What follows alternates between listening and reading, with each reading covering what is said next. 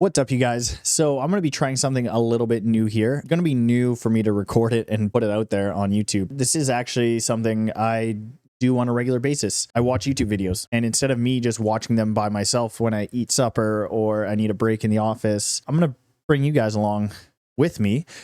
That being said, normally most of the stuff I try and post on this YouTube channel is fitness related. I don't think I'm just going to stick to fitness content on this channel or for this style of content, because I don't just watch fitness videos. Actually, the majority of the time I watch history videos, kind of like docuseries stuff, what we're going to watch here, informational stuff, music, and then some fitness. So I think I'll probably keep it a variety of different things, and maybe even as I learn more and more of how to set this up, maybe even stream or live stream a little bit of it. So if you guys enjoy it and you want to see more, comment below. If you want to see me try and live stream, comment below. I'm still trying to figure this all out, but I figure I have the camera, I have the setup, I have the microphone, I have the gear, and it's what I do anyways in my spare time. So I might as well just throw the camera on and take you guys along with me. That being said, again, I don't know what I'm doing. Things will hopefully improve over time. You guys will be along for the journey. So the first video we're going to watch is the dirty business behind caffeine. As I'm doing that, I am drinking a energy drink filled with caffeine. Let's take the journey together, you guys. 20th of October, 1909, East Ridge, Tennessee, right at the border to Georgia. A team of FBI agents is positioned along a road. Their mission is to intercept a truck carrying dangerous goods. When it crosses the border, they stop the suspicious truck. Without hesitation, they confiscate the entire load, 60 barrels of Coca-Cola syrup. The contents were adulterated with an addictive and harmful substance. It's Coca-Cola, you see. We got to shut this down. We can't be letting the kids loose with the caffeine, you hear? Caffeine. 100 years later, the world looks pretty different. Starbucks, Monster, Mountain Dew, and pills. At least 80% of the world's population regularly consumes caffeine. You probably have some in your blood right now. Maybe you can't fall asleep, and that's why you're watching this video. Monster Energy! Put it in your body and ask questions later. One scientist calls our caffeine consumption. Men were pounding coffee just to build skyscrapers. If only they could see now the kids pounding Monster to finish World of Warcraft. I don't know if you can finish World of Warcraft. I imagine you'd need caffeine to do it, if you could. Consumption. One of the longest, largest unsupervised drug studies ever conducted on the human race. Although caffeine is one of the most studied substances in the world, there are always new findings. Some companies realized very early on how much power this white powder entails, and they have repeatedly played down its effects. Caffeine is a global billion-dollar business.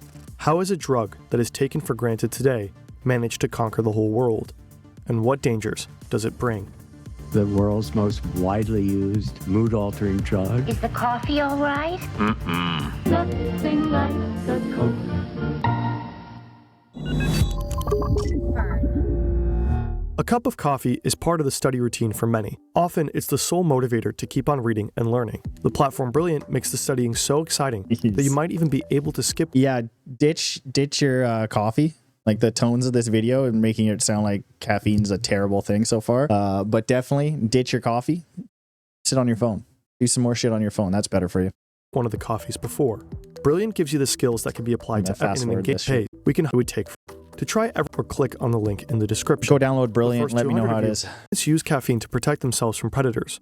It is found in coffee beans, cacao beans, and tea leaves. In its pure form, it is a white powder, tastes bitter, and a bit soapy. A 1/16 of a teaspoon will properly wake you up in the morning. A 1/4 of a teaspoon will make your heart race, cause sweating and anxiety. A tablespoon would kill you. However, that is kind of crazy. Like, that's one thing for caffeine wise. One, I didn't know it was a protective thing for plants, which is kind of wild, because it's kind of like for us, if we would just like cover our bodies in, like, I don't know, blood, and as a protective mechanism against other animals, they just want it. They're like, oh, makes this experience better. Like caffeine, we're just like, oh, perfect. You protect yourself with this, it makes my life better. Thank you. I'll be taking that. But at the same time, like kids and people, when they buy like pure caffeine, you can go and you can order it online, or I'm sure there's some stores that you can even buy it from. How little you need of pure caffeine for it to be effective. And that has lent itself to, I've heard numerous cases of people misdosing it and then having the worst experience of their life. because they're just way too overstimulated. The difference between like a half a teaspoon compared to all of a sudden they misread it. Someone like myself would misread it and just do a tablespoon, and then you're cracked out and your day's ruined. So I can see that side. You're dosing it yourself. Caffeine, just pure caffeine. 1, crazy. 2, be careful out there. Moderate coffee consumption can even be healthy. It lowers the risk of cancer, cardiovascular diseases, diabetes, Parkinson's disease, dementia, and likely even depression. Hell yeah. People love caffeine and have consumed it for several centuries. Europe in the Middle Ages. Monsters are still monsters. We have a hearty beer soup for breakfast, a glass of beer for lunch, and of course beer for dinner.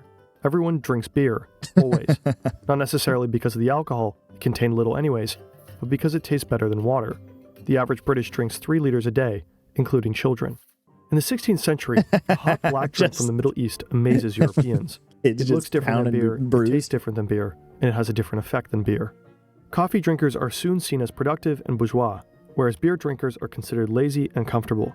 In 1700, it's true. You drink beer, you're a beta. You're drinking caffeine, you're getting shit done. Alpha move. Get caffeinated. there are already 3,000 coffee houses in London. Trade, literature, science, and philosophy flourish there. Some historians even claim that the Age of Enlightenment and industrialization would not have been possible without coffee. Meanwhile, coffee is an extremely controversial topic at the time. Charles II believes that his people could plan his coup while hooked on coffee. He therefore bans all coffee houses. The public outcry is so great that he revokes the ban. Imagine trying to like get rid of a thing that makes people so productive. They try and overthrow their government to make their country better. It's absolutely incredible. I don't know if there's anything else that's been that has that effect. That's crazy. I'm trying to think of anything else that's motivated people in this way other than like not trying not to die. Caffeine is like the second best thing to trying not to die. Just hella motivating. And people try and quit caffeine. It's wild. Couldn't be me. And just a few days later, Frederick the Great bans coffee roasters. To combat the flourishing black market, the Prussian king hires 400 so-called coffee sniffers to track down illegal coffee roasters. The ban is lifted immediately after his death.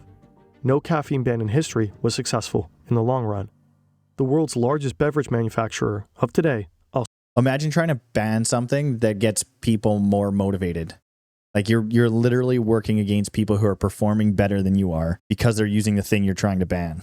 That's wild. My mind's being blown. Sure of this. Billions. Coca-Cola was invented by a pharmacist called John Pemberton. It was initially advertised as a medicine. It's said to cure headaches, hysteria, and melancholy. But above all, Coca-Cola does one thing. It wakes you up because it contains cocaine and caffeine. Coca-Cola soon has to remove the cocaine. I've actually been to the Coca-Cola Museum where it was originally created in Atlanta, Georgia, and it was really cool. And I recommend if you're there that you go check it out because it's really cool. And they kind of tell the process of Coca-Cola and how its original intent was marketed as a remedy for like the cold, and that you would serve it warm originally and not cold. It used to have cocaine in it. Imagine the shit people got done on that. Probably built half of America on cocaine and caffeine. But it still contains caffeine, plenty of it. At the beginning of the 20th century, the drink has as much caffeine as today's energy drinks. Caffeine has been the enemy of one Which man is like from the very not beginning, that much Harvey in Washington comparison Wiley. to He's the a head of the full-size Bureau monster. of Chemistry, the predecessor of the powerful Food and Drug Administration. He cannot believe that children as young as 4 are drinking cola. In his opinion, the substance is just as addictive as opium. He declares war on Coca-Cola and orders the FBI to confiscate a shipment of the evil drink.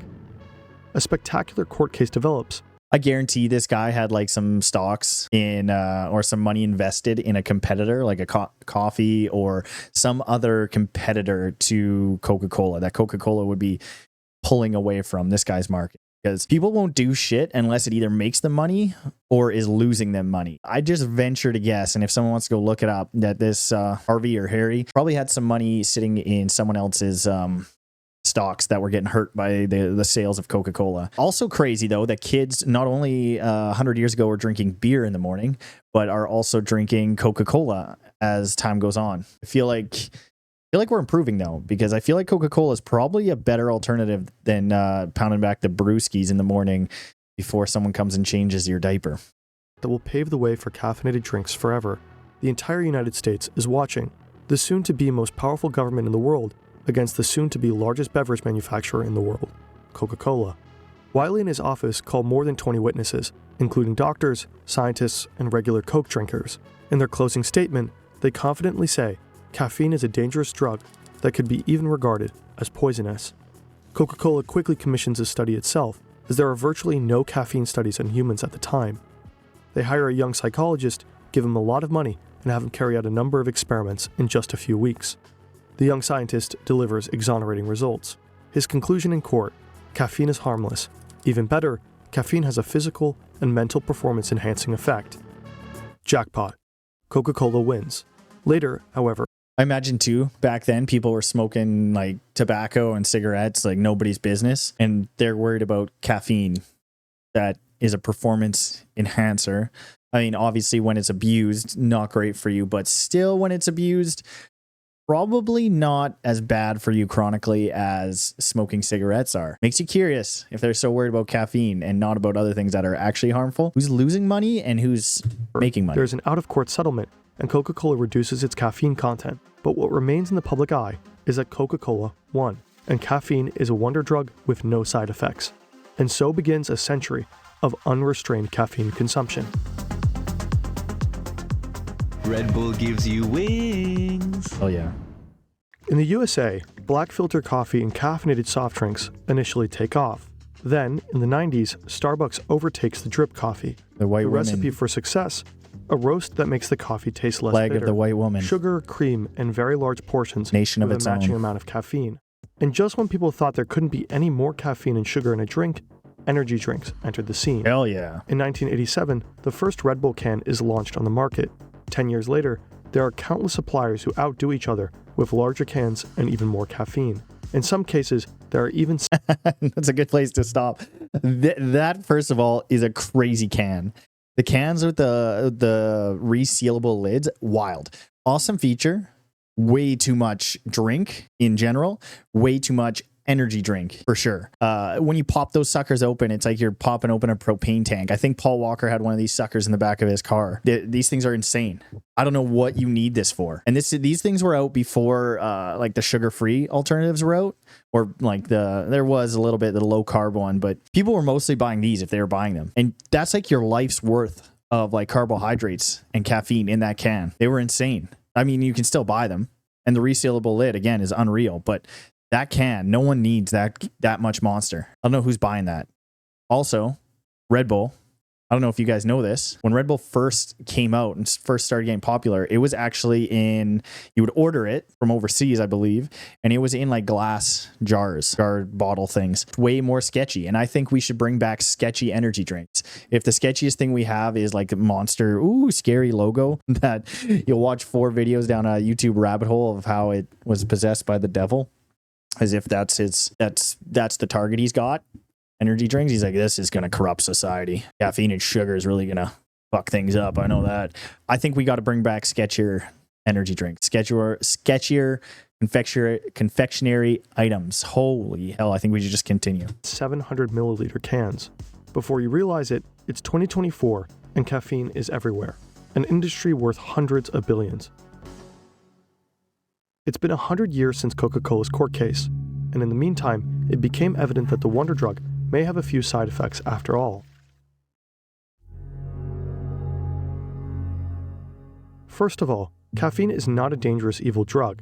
It does not ruin lives or destroy families, although there are cases of caffeine poisoning, emergency room visits, and even deaths. G'day, sir. What brings you here today? I'm pleading not guilty to domestic abuse. I was under the influence of caffeine and decided to fight my family. It's not me, it's caffeine. These are extremely rare. According to experts, adults can safely drink a caffeine equivalent of 4 cups of coffee or 2 Monster energy drinks every day. As a teenager, about half as much, or even just a quarter. That's only considering the caffeine. Monster Energy is of course super unhealthy. We wouldn't recommend drinking 1 Monster a day. Some people are particularly sensitive to caffeine. Their heart might start to race, or they break out in a sweat after just 1 cup of coffee. Why don't you want me to drink a Monster? This is genetically determined. Others can still seem to sleep like a baby after a double espresso for dessert. The dosage one can take is individual. But even with harmless amounts of caffeine, there are hidden dangers. In one experiment, scientists gave test subjects a soft drink with a new flavor, one with caffeine, one without. They didn't know which was which. The one with caffeine was the clear favorite. Although the caffeine level in Coca-Cola is so low, it still has a noticeable effect. At a lower level, caffeine just sort of makes you feel good. It gives you a little bit of a boost. And even this small boost makes us choose the caffeinated soft drink more. Yeah, caffeine is a performance enhancer. They have done like numerous studies on it, not only like cognitive, having a cognitive benefit, but also like a physical benefit for working out and that kind of thing. Within reason, I think caffeine's awesome. I think it's like the side effects compared to return on investment there's few things like it. And people like the big trend right now is that people will stop caffeine, and there's like some self-righteous horse that they sit on where they quit caffeine, and then in a month later they claim their life is so much better. It doesn't take long to reset your tolerance to caffeine. So if you just take a few days off, you'll reset. You can experience the effects again and understand how awesome it is if you use it within reason. I'm not saying I'm a person who uses it within reason, but I'm saying if you are one of those people, it's unbelievable. And that your life is not better when you remove caffeine completely. I can't believe it. If your life is better off caffeine, you gotta reevaluate things, because I disagree. It's got so many benefits. The side effects are so minimal as long as you're not like dummying 1,500 milligrams of it a day. More frequently. You might not even notice that subtle They boost, got cool flavors too. but you will be more likely to pick up that product again than, say, an uncaffeinated product that didn't make you feel good. This is Murray Yeah, 'cause it's Carpenter, better. journalist and author of the book Caffeinated. Our body likes caffeine so much that it unconsciously favors almost anything with added caffeine. In one experiment, participants even loved caffeinated yogurt over decaf yogurt. Caffeine can definitely be physically addictive, according to Dr. Roland Griffiths, one of the leading researchers in the field. The drug that more people in the world are dependent on is caffeine, but it's the world's most widely used mood-altering drug, and it turns out that it does produce physical and psychological dependence. According to Griffiths, the mild addiction develops even with small daily doses, a small cup of coffee every day. This little addiction pays off for the industry. 8 of the 10 most popular soft drinks in the US. Yeah, but what is my question is, I go back to it. What is the downside of having some dependency on caffeine? I mean, everyone's going to be somewhat dependent on something that is in large doses not great for you. And do I think people should have zero control over their ability to consume or not consume caffeine? Yeah, I do. But it's making it sound like this video is making it sound like caffeine is crack. Like you're going to end up on the streets if you use caffeine. Sure, you might be a little bit more anxious. You might have a tougher time sleeping, but use those as markers to decrease your dependency on it. I can't get behind it. It feels like this is one of those things where you don't have any other problems, so you start to just create a problem. I don't know. I'm just rambling now. Have added caffeine. Caffeine unconsciously leads people to consume more sugar, and sugar is quite unhealthy. Coca-Cola claims that they Get the need diet caffeine one for the flavor of their Coke. In fact, bitter substances can round off the flavor, but you could also use many other bitter substances for this. Perhaps one that is not addictive, even in small quantities. Scientific blind tastings have also shown that the vast majority of people cannot taste caffeine in Coca-Cola. Nonetheless, the beverage conglomerate sticks to the taste argument. I think when Coca-Cola has said that, I would have to say it's disingenuous, because Coca-Cola scientists know full well everything that we know about caffeine.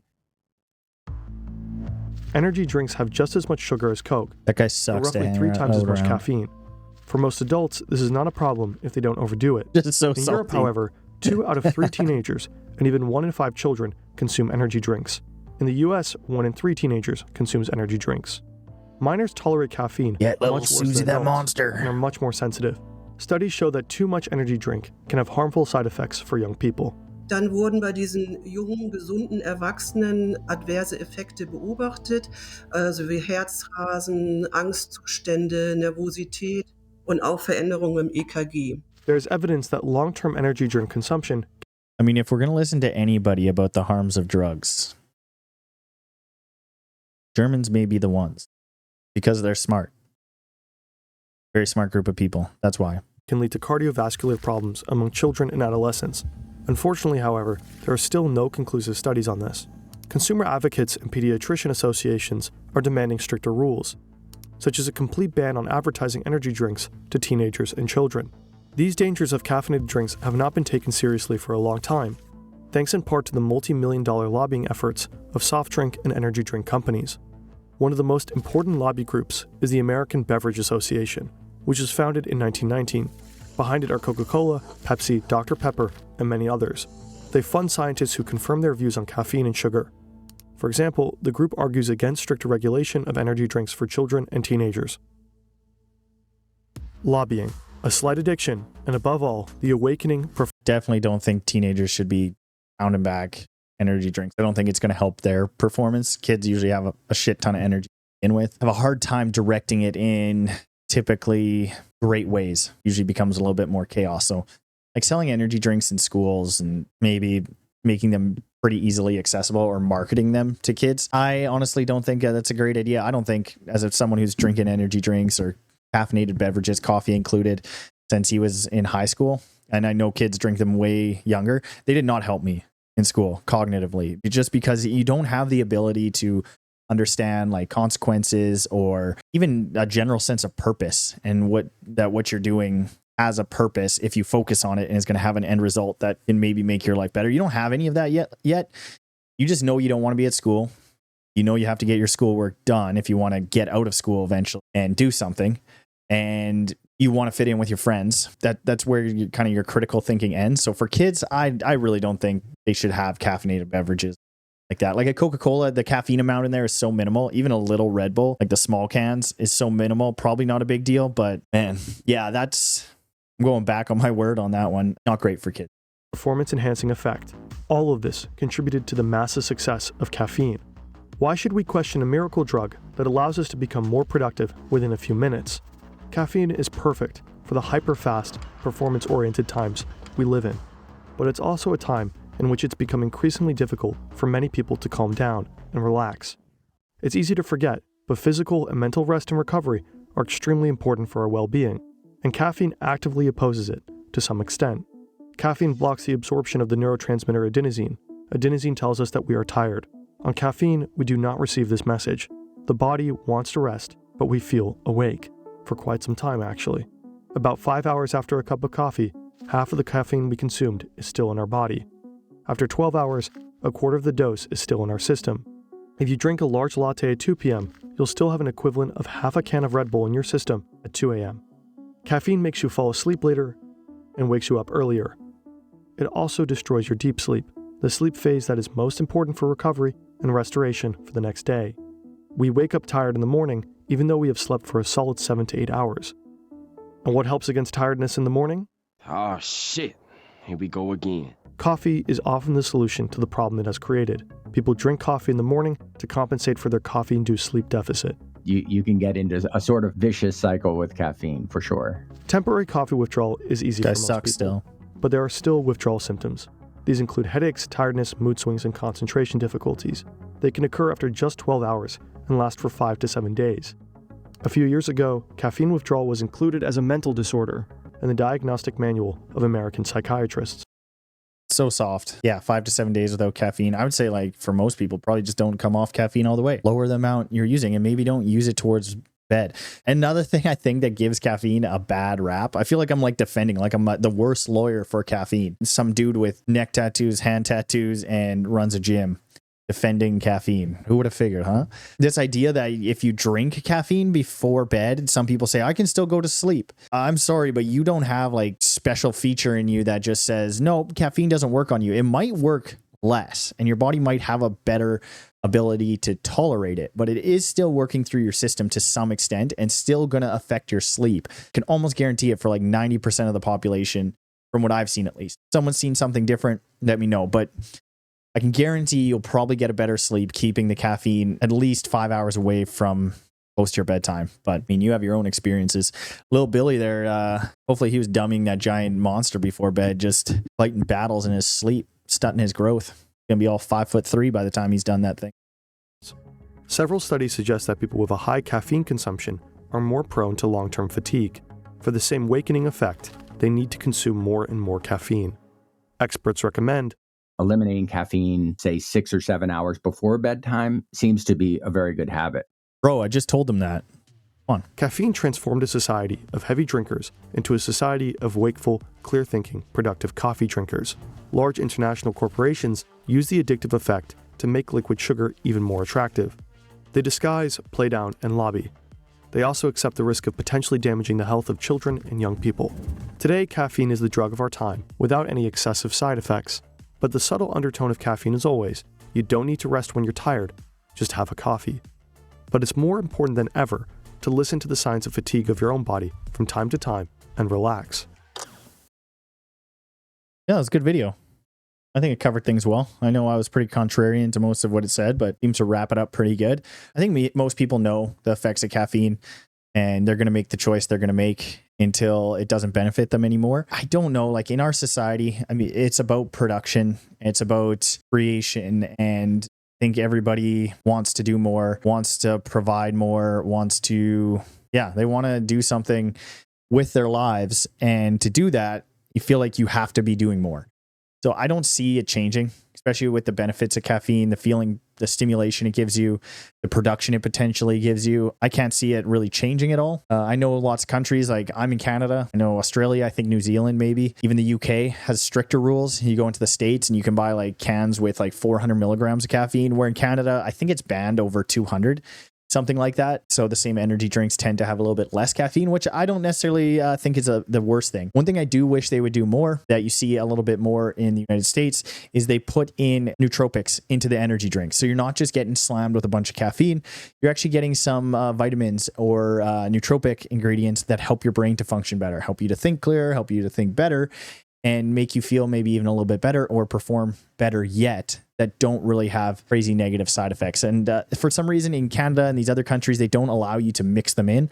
So something like theanine or alpha GPC, they kind of make it hard for companies to do that, which I think is a good direction. Starting to make or allow people for their brains to be healthier, for their brains to function better, rather than just relying on overstimulation. That's my opinion, at least. Let me know what you guys think in the comments below. If you guys want me to cover any particular videos or just watch them alongside you guys like I did here, drop them below or let me know, and I'll catch you guys in the next one.